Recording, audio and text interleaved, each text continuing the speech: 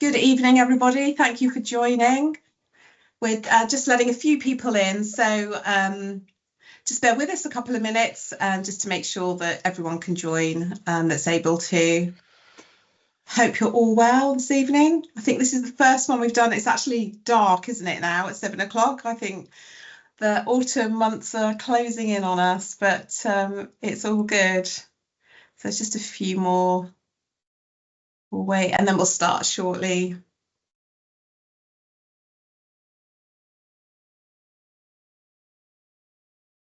You.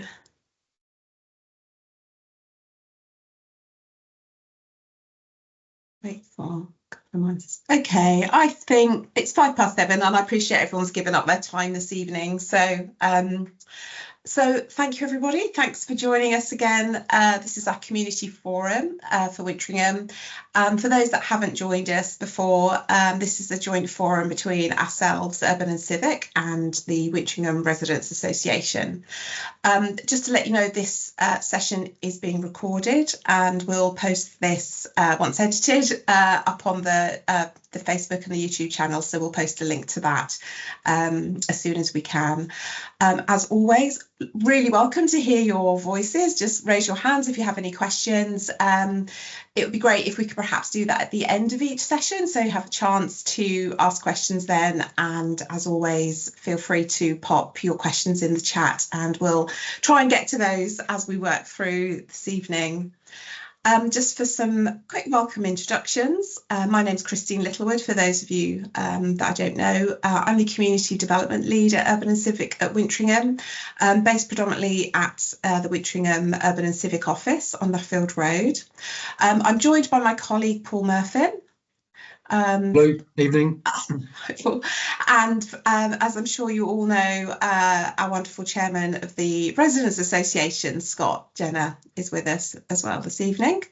This evening we welcome in Jonathan Wood, who's our principal ecologist at Bradley Murphy Design. So Jonathan's going to talk us through some wonderful ecology and wildlife around Wintringham waters. As I hope you've noticed, the lakes were open last week, so we're really looking forward to sharing some information around there, which I hope you'll find of interest. And we're also joined by Marianne Spilling, who is from Smart Journeys. Marianne is Smart Journeys are our sustainable travel partner, so she'll be giving you some updates on a couple of initiatives that we've got currently running, and obviously hope that you'll participate in. So without further ado, I'm happy to hand over to Scott if you want to give us a rundown of all things Resident Association. Thanks, Christine.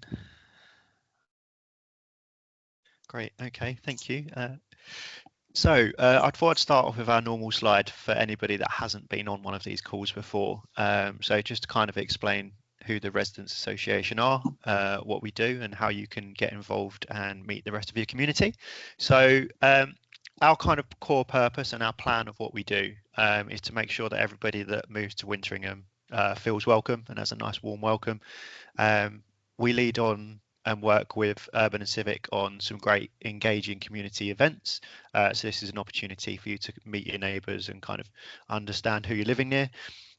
We like to share as much useful information and contacts as we can offer.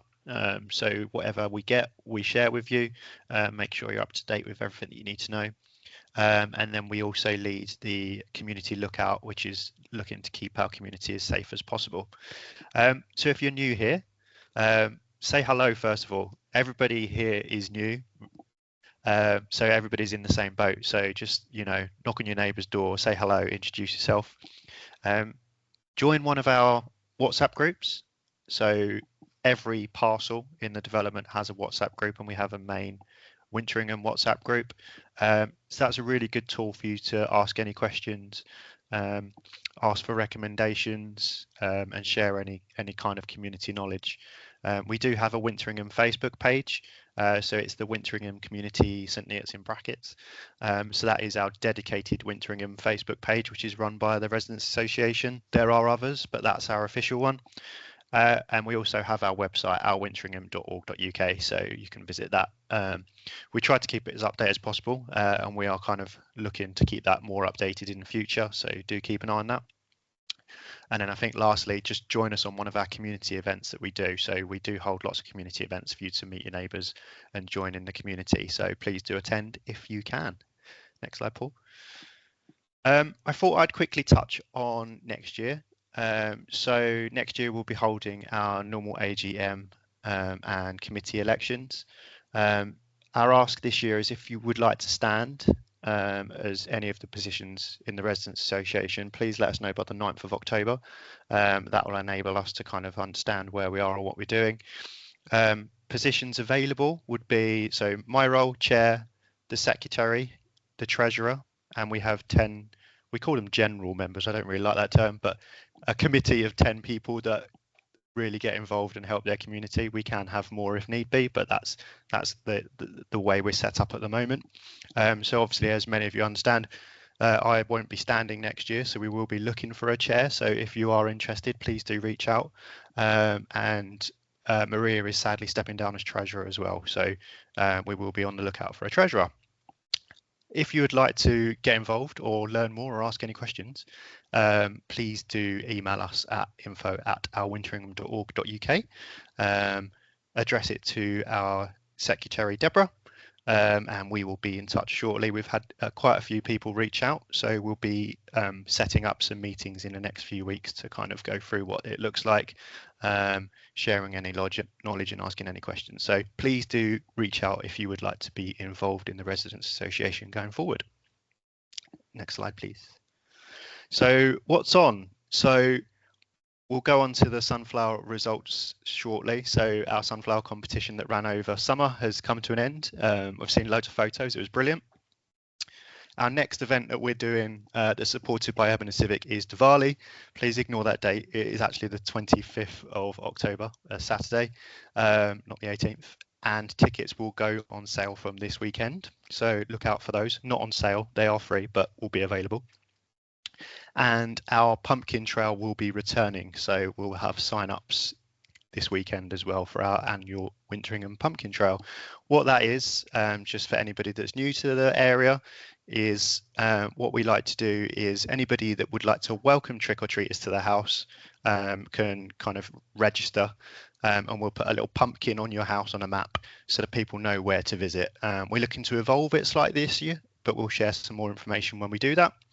I'm sure Christine will cover, but what's coming soon, we've got some exciting crafting wreath making coming for the Christmas period, our WRA AGM in January, February time, and then the big one that I'll be completing on will be Lunar New Year. So we're really looking forward to that. And hopefully you may have seen in our, if you're part of the WhatsApp groups, we have just received a further grant from the Huntingdonshire District Council in order to bring that alive. So we'll be working with Urban and Civic again, and we've got our grant. So let's hope that will be a really nice, enjoyable session. Next slide, please. So our winners for the sunflower competition, congratulations. We've got Maddie and Jenny. So Maddie won the tallest flower and Jenny won, sorry, the tallest plant, and Jenny won the tallest flower. So congratulations to the both of those. I think they received a trophy and a gift card this year. So thank you to everyone that took part. It was our biggest year ever. It was over 90 people took part.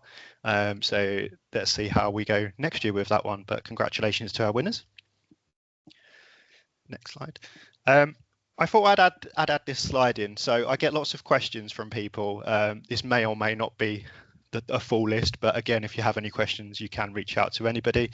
But just where to go when you've got some questions. So I've got Encore, Huntingdonshire and the police.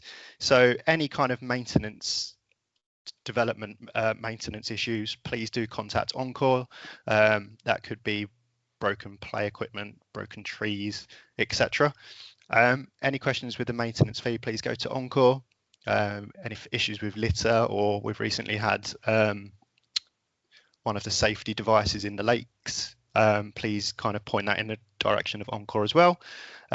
We've had a few people move out around moving house and how the maintenance fee and things are impacted in that. Again, please do reach out to Encore, as well as the legal parts of that as well. So Encore do have the Places app that you can use. If not, you can email them, so they'll be able to answer any questions you have. Huntingdonshire, I'm really struggling with them today, aren't I? Huntingdonshire District Council, please, if there's any antisocial behaviour, you'd be reporting that to the police and Huntingdonshire. They have a dedicated area on their site where you can report that. If you have any bins or miscollections, that will go through them as well.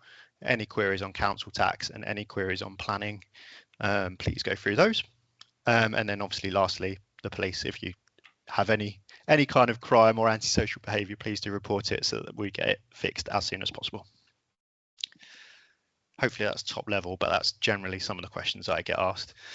And then just a quick reminder that I added to the last one as well, speeding on the development, please do bear in mind we have lots of children crossing roads, lots of adults and dogs crossing roads as well, so please do keep speeding to legal limits and the right speed for each road. Parking, we shouldn't be parking on the streets. That is part of our legal covenants that we all signed, so please do avoid where possible. And just a shout out to try and keep dogs on leads wherever possible. All of our routes are designed for nature, so we don't want to be disturbing them too much, as well as preventing any incidents that may happen. Again, I've just got on here, please report any antisocial behaviour to the police and council.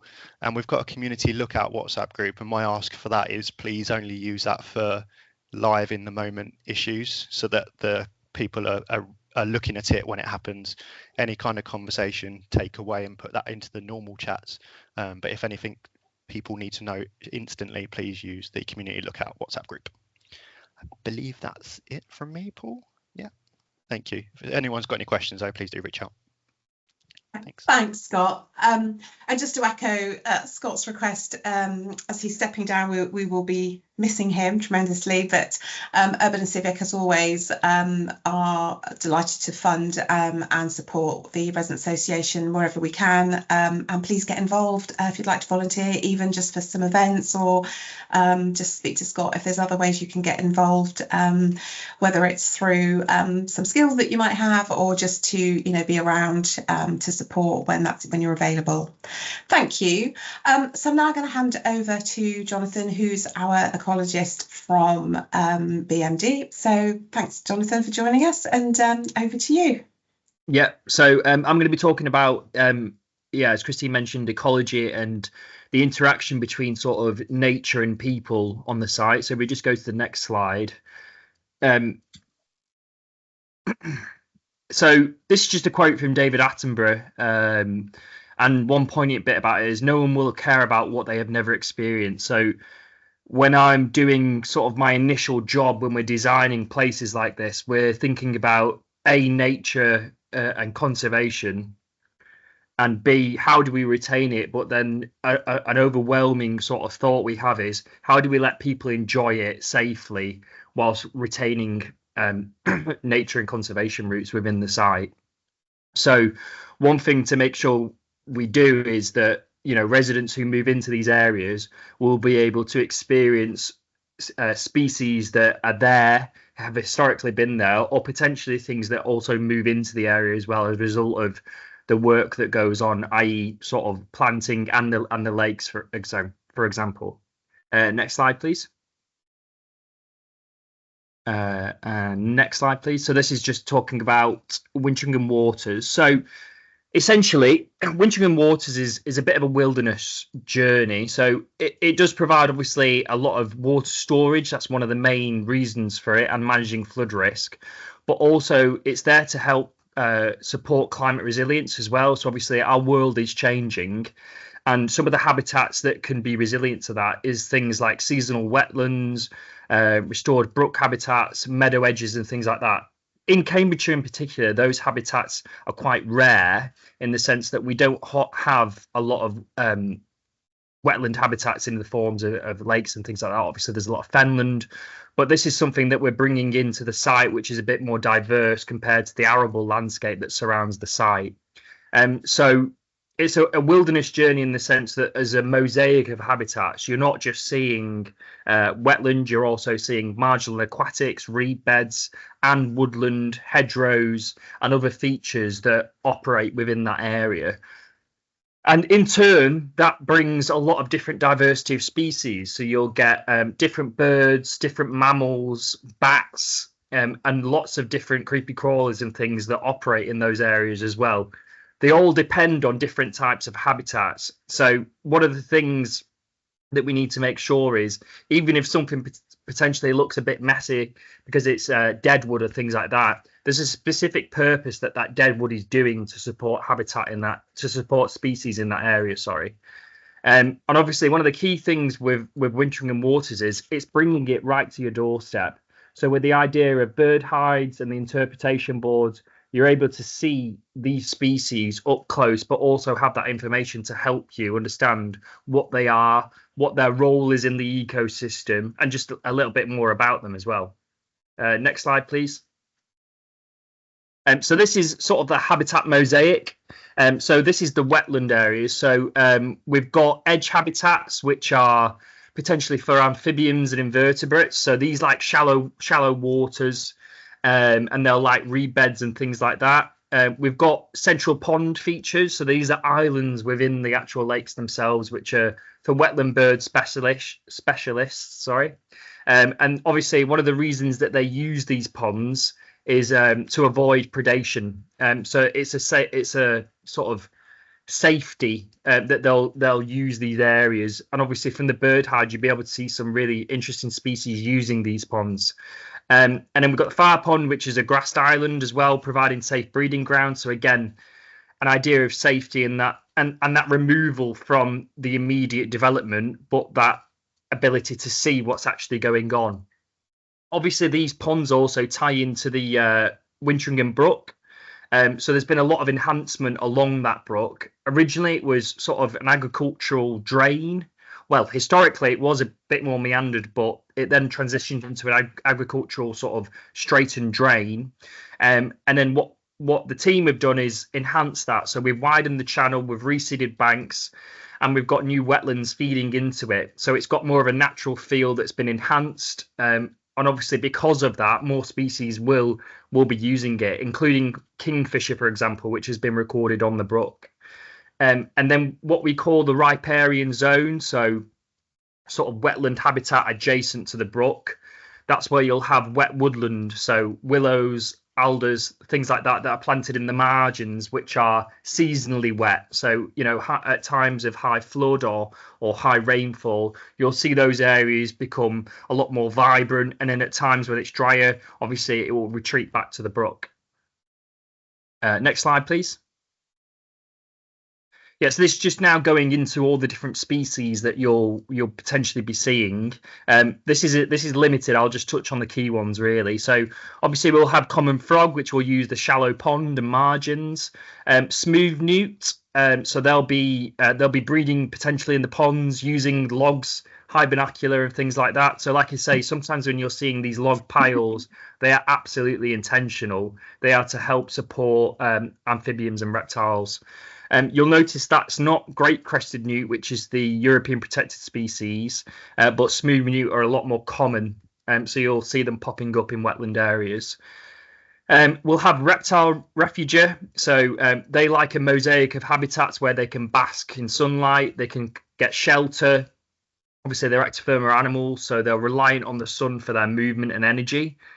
So that will create habitats for basking lizards and grass snakes. And also, like I've mentioned, high binocular constructed on site, which provides overwintering features for amphibians and reptiles to use as they hibernate over winter. Next slide, please.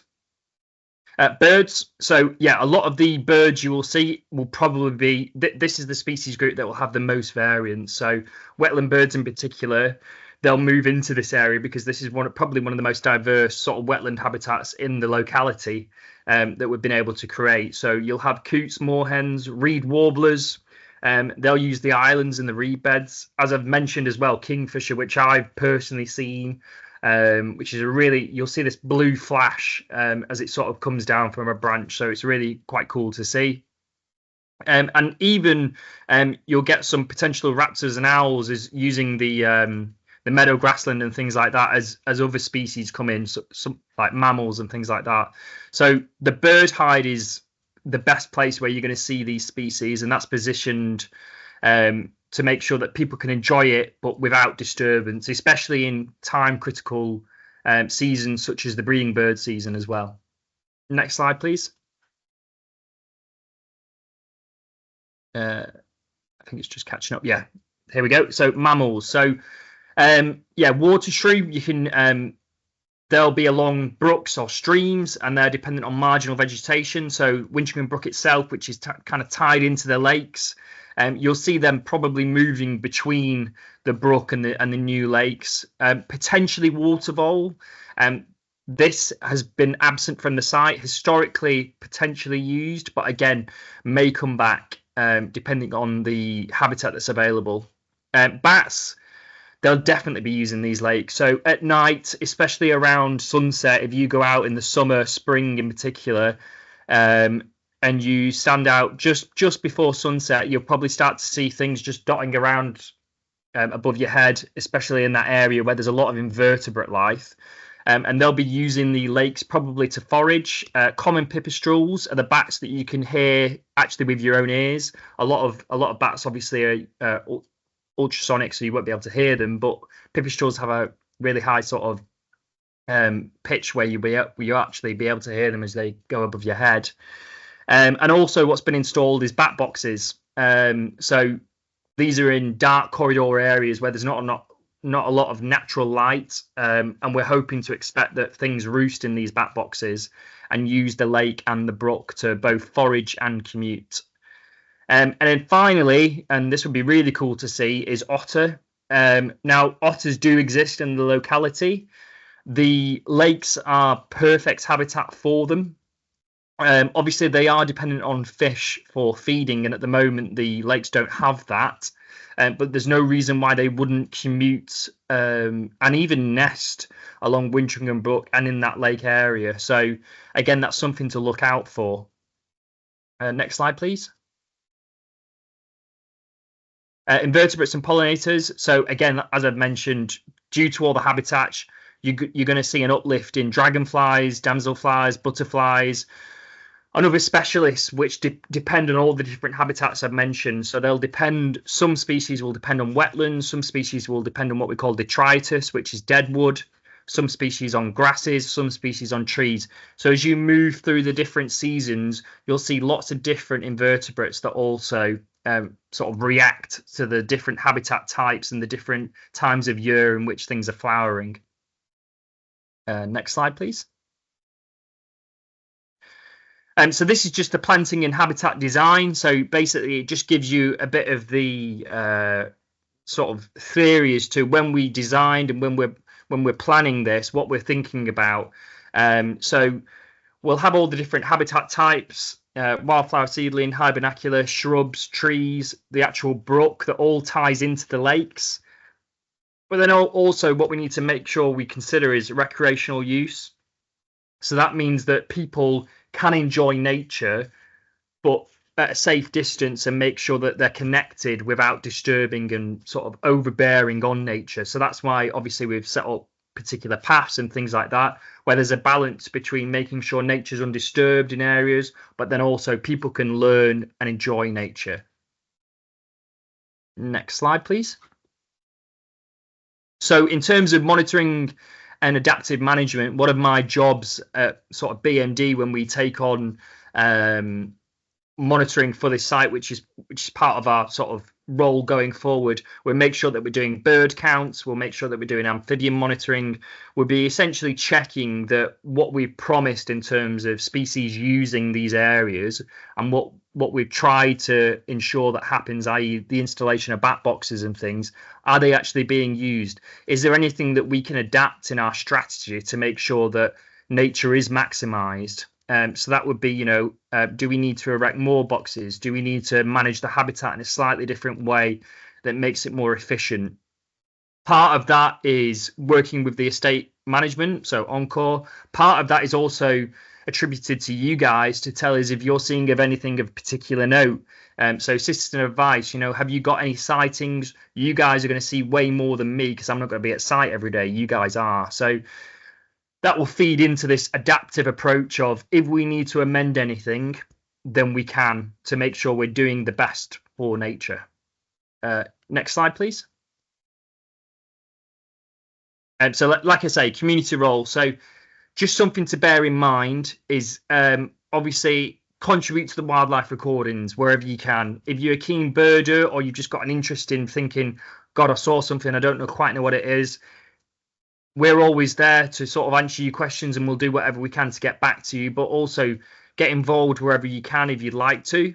The hopefully should be the community planting or habitat days in the future where people can get on board as well with some of that adaptive management.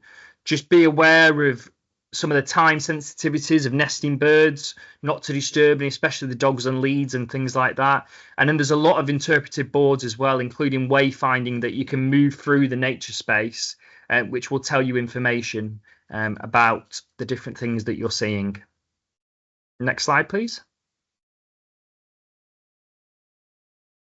So this is just a sort of ending slide, one of the ending slides, where it's basically just bringing together this flagship space where one of the real principles is it's ecology that is meeting the community. You know, it's a real good opportunity for people to understand what's going on in the world around them. We often think of ecology and nature as something that's, you know, in these distant continents like Africa and things like that, but it's something we can enjoy right here in the UK.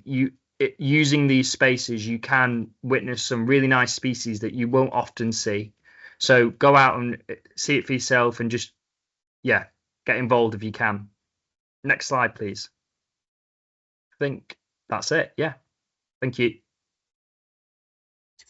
Jonathan, thank you so much. That was fascinating. I'm still very much on the lookout for otters and kingfishers. I'm quite jealous that you've seen those already. And just as Jonathan said, obviously we would love to hear if you're seeing some of the wildlife and bird counts and amphibian monitoring is something we would really love feedback on. And then maybe, Jonathan, later on, perhaps in sort of like coming into seasons into next year, it'd be nice to have you back and as a little update as to how those have been progressing, and just some feedback. As always, we'd love to hear if you're seeing some of these as well. But thank you. Just had a question from Scott, actually. Let me just check. We get lots of swifts. Will we add any nesting sites for them? Waterside holes, potentially. Oh, you're on mute, Jonathan, sorry. Sorry. So the swifts, I believe there is a principle for some of the development plots to have swift nest boxes in them, but that's something I can check and come back to you on. But I'm pretty sure that there is swift design, swift boxes, swift bricks as well within some of the development parcels. I'm pretty sure. I will confirm back to you, Scott, but I'm pretty sure, yeah, that within some of the development parcels, there's swift bricks being attributed to actually some of the actual plots. Yeah, that's right. I'm aware that bat boxes and swift boxes are put sort of intermittently around the parcels. But yeah, just to find out which ones would be really good. Does anyone have any questions? Anyone want to share any sightings so far? I know the lakes have just been open, but as I say, we'd love to hear. So please do keep a lookout and let us know. That's great, Jonathan. Thank you. You are more than welcome to stay, or if you wanted to drop off, we are very grateful to have you, but thank you. Well, thanks, Christine. Like I say, just before I go, if anyone does have any questions, Christine, you've got my email. Yeah. So just feel free to ping them over. Yeah, absolutely. So drop me a line, and we'll hopefully come back to you with some updates. Thanks, Jonathan, and hopefully some updates over the coming months. Okay, thanks. Just next slide. Okay, so just to welcome Marianne, she's with our sustainable travel partner with Smart Journeys, and just with a couple of updates and initiatives we've got coming up, which we'll hope you're involving or will get involved in. Thanks, Marianne. Thanks, Christine. Good evening, everyone. Thanks very much for having me. So, yeah, I'm from Smart Journeys. We are a sustainable travel planning team hosted by Cambridgeshire County Council, and our role is to monitor and manage the travel plan for Wintringham. So that's everything transport related, just to make sure everything is running along smoothly. So, firstly, next slide, please, Paul.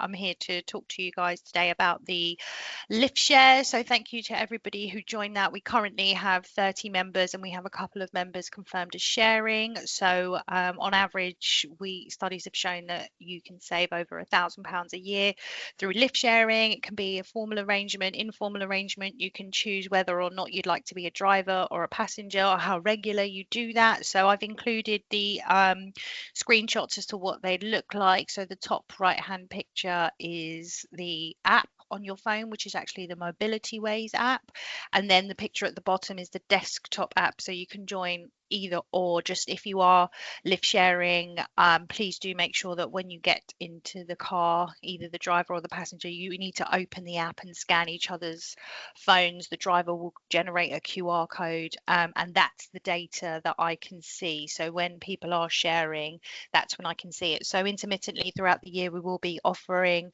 vouchers and incentives to encourage usage. So for example, we've just given away 5 food truck vouchers. So very well done to those people who joined and activated their account. So if anyone has any questions about lift sharing or how to do it, how to create it, their profile or anything, I'm more than happy to answer those questions. So if you email Christine, she can get those questions directed to me and I can reply appropriately. The last thing that I wanted to say about lift sharing is we do try to encourage people to meet their lift share partner first. So if you have matched with somebody on the app, we like to encourage you to go for a walk or perhaps grab a coffee together just to make sure that the chemistry is right and you feel comfortable sharing a lift with that person. And also please don't share your direct home address. So we offer and arrange to meet somewhere local, at the end of the road or at a bus stop or somewhere safer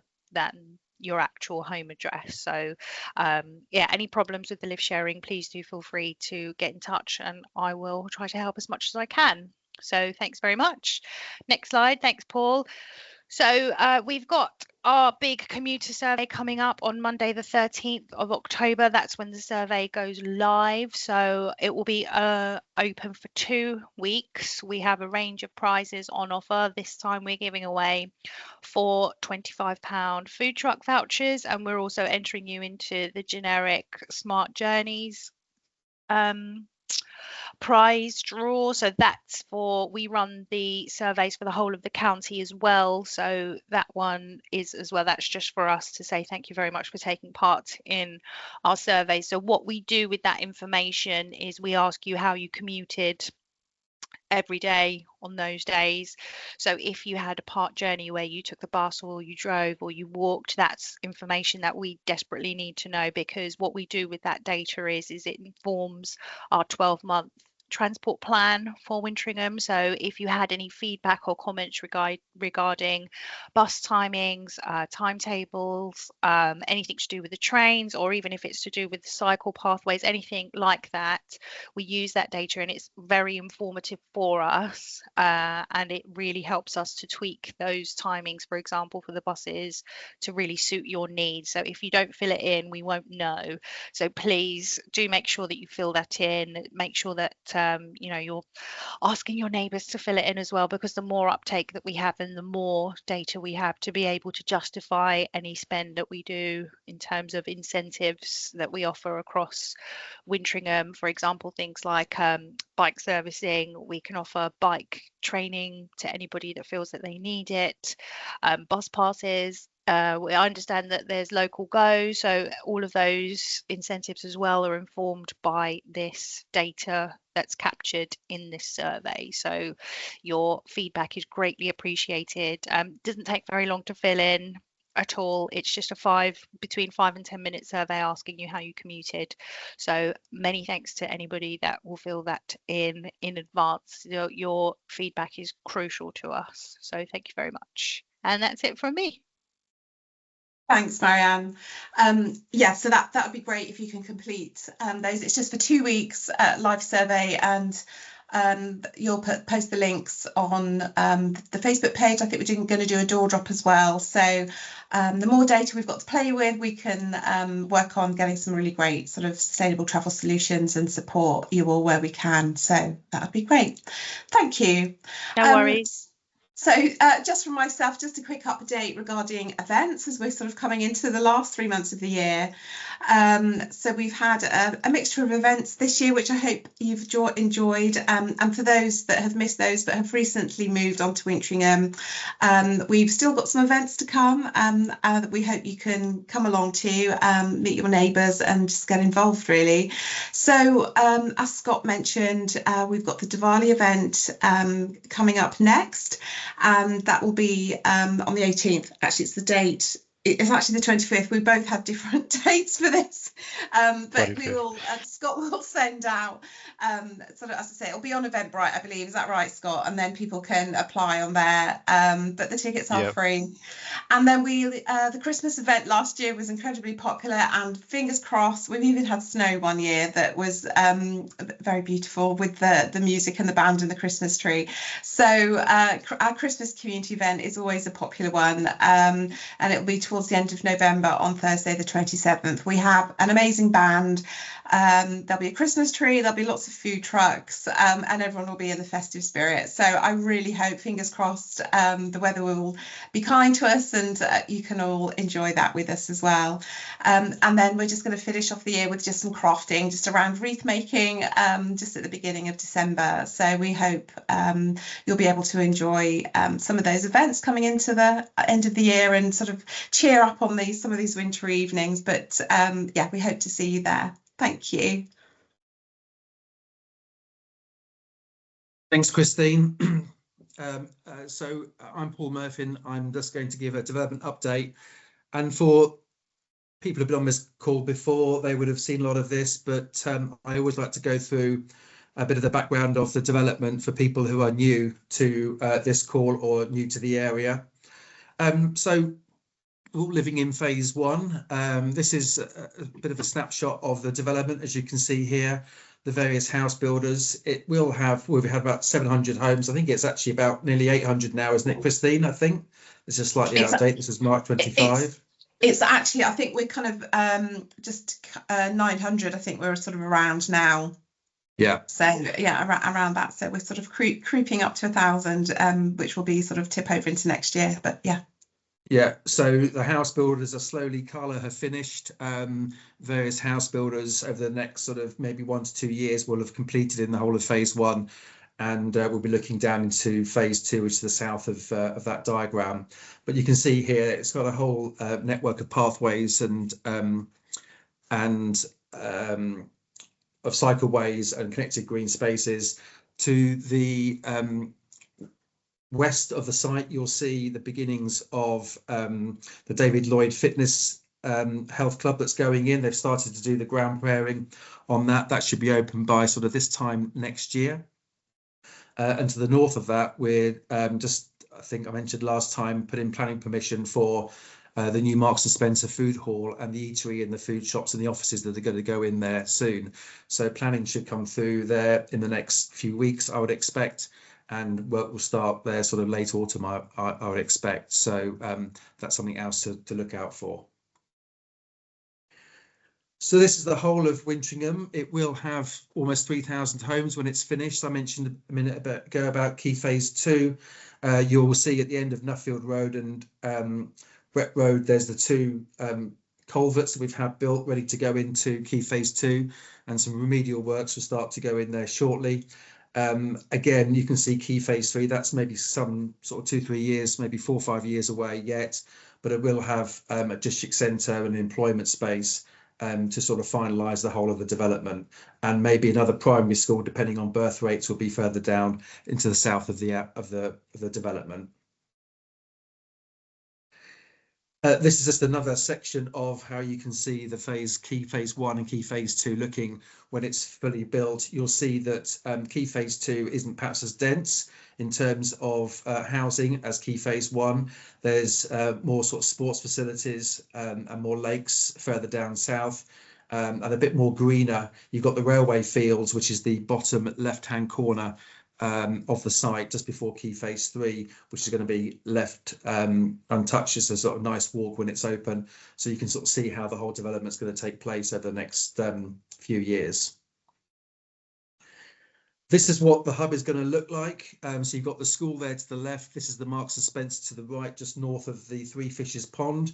You'll see the eatery just south of the Marks and Spencer, and to the left-hand side of the Marks and Spencer food hall, you'll see the parade of shops and offices that will be going in, and obviously car park to the right.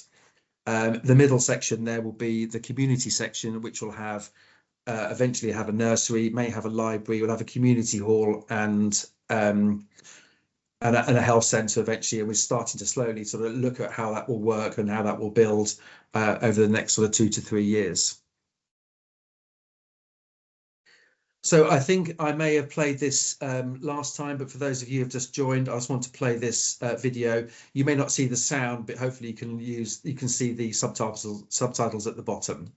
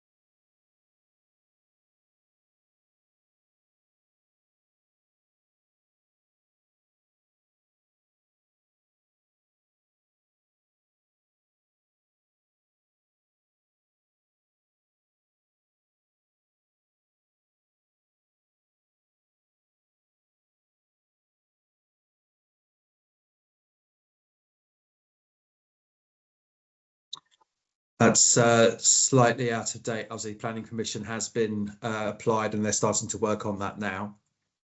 And as Christine said earlier, now the leisure route is open. Please do have a walk around. Also, we've had the wayfinding installed. You'll also notice, or you may have noticed, that we've updated the wayfinding at the north of the site as well. That's been in there probably the last 4 or 5 years. So that's all been updated, and all the new wayfinding has been installed for the rest of the site. So do have a walk around and let us know what you think. The bird hides that you can see here to the left will have some more information inside them.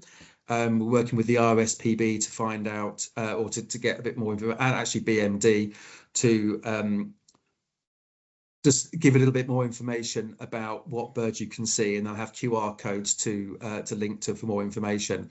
But that'll be going in over the next 2 to 3 weeks. And I think that was a quick roundup. So any questions?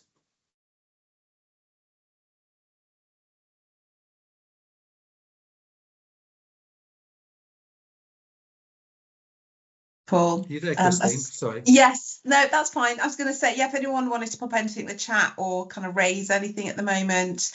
But as I say, it's a lot of information this evening to digest. But I hope you take some of that on board and sort of revisit as well.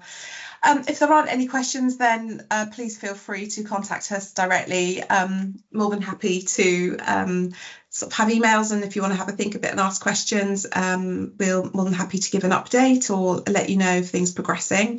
We'll regroup again. It'd be really good to just do another update, probably in a couple of months again. So sort of November time, we'll send an update for just when that meeting will be, and we'll probably invite Encore Estate Management to that one. So I know there's quite a few questions and feedback as we're sort of moving into the end of the year. So we'll invite them, and then if there's anybody else that you feel would be beneficial, we'll try and get them to join us.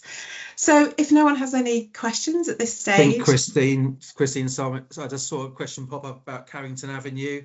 I was going to give an update about this. Sorry. So that's okay. Just to sort of put it in the picture, I know a few residents have been asking about when Currington Avenue is going to be resurfaced. We were scheduled to resurface that work in the summer, but we have to wait until Carla have carried out some remedial works to the north, or actually it's to the east. At the end of that road, you'll see Carla needs to put a footpath in and just finish it off. We can't resurface the road until that work has been done. We put pressure on Carla, and Carla will come back to say in the next couple of weeks they're going to give us a start date. Now, it's a start date they're going to give us, so I'll give you more information there. I know it's frustrating, but this is with Carla to do. We can't do our bit until Carla have done their bit. So hopefully in a fortnight we'll be able to have a date when they're going to start the works. When the works are done, we're ready to resurface it, and then that will be finished.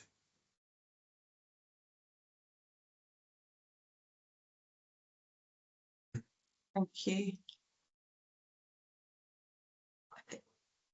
Is there any more questions, or we'll update next time, but hopefully we'll see you at some of the events coming forward. Okay, thank you very much everybody for attending and giving up your evening. I hope you found the information useful and digest. As I say, we will post this. You can sort of watch it again at a more leisurely pace if that's useful. But thank you, and we have enjoy the rest of your evening, and we'll catch up with you really soon. Thank you. Bye bye. Thanks everyone. Cheers.